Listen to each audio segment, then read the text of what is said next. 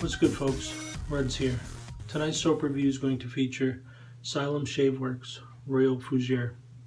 Asylum is the house brand of Bull Goose shaving, and this soap is made by Wet Shaving Products. I'll link both sites below for you. Bull Goose Shaving has been an online retailer since May of 2009. They also own the forum, the popular forum, the Shave Nook. I am not a forum member. I don't particularly care for forums. The style isn't my thing.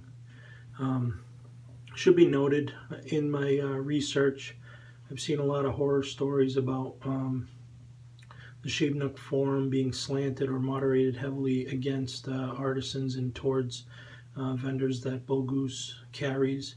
And if you do check out their site, you'll notice that very few artisan soaps are featured under their brands. It's mostly commercial shaving soaps from across the pond.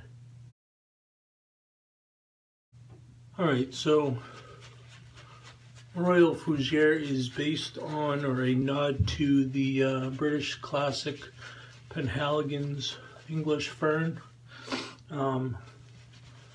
It's a classic style fougere. I find most classic style fougères pretty boring nowadays, given the choices in the artisan genre of fougères. Some have said this is similar to MdC Fougere or the Trumper's Wild Fern, and also the aforementioned Penhaligons. Scent notes include musk, oak moss, basil, amber, woody notes, and a whisper of patchouli. Scent strength is strong, both out of the tin container as well as remains strong once you lather it and throughout your shave. Similarly scented artisan fougères that come to mind for me are the Ginger's Garden Fougère Fern and LA Shaving Company Blackfern. Alright, so the soap base, as I mentioned earlier, is the WSP Formula T, which is a tallow soap base. I'll list the ingredients below.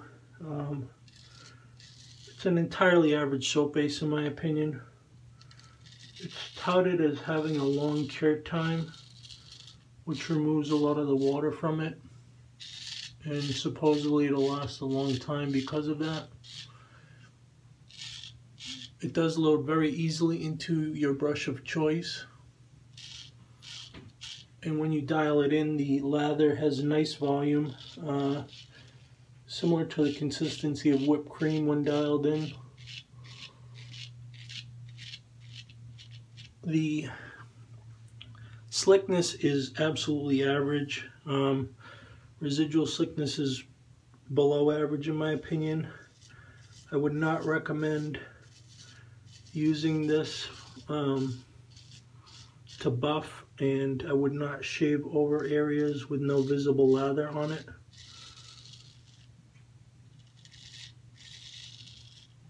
Similarly, the post-shave is average. I cannot recommend just using this with no aftershave product, be it a splash-based aftershave or a balm. And given those metrics, this soap base comes in at a shave score of 77.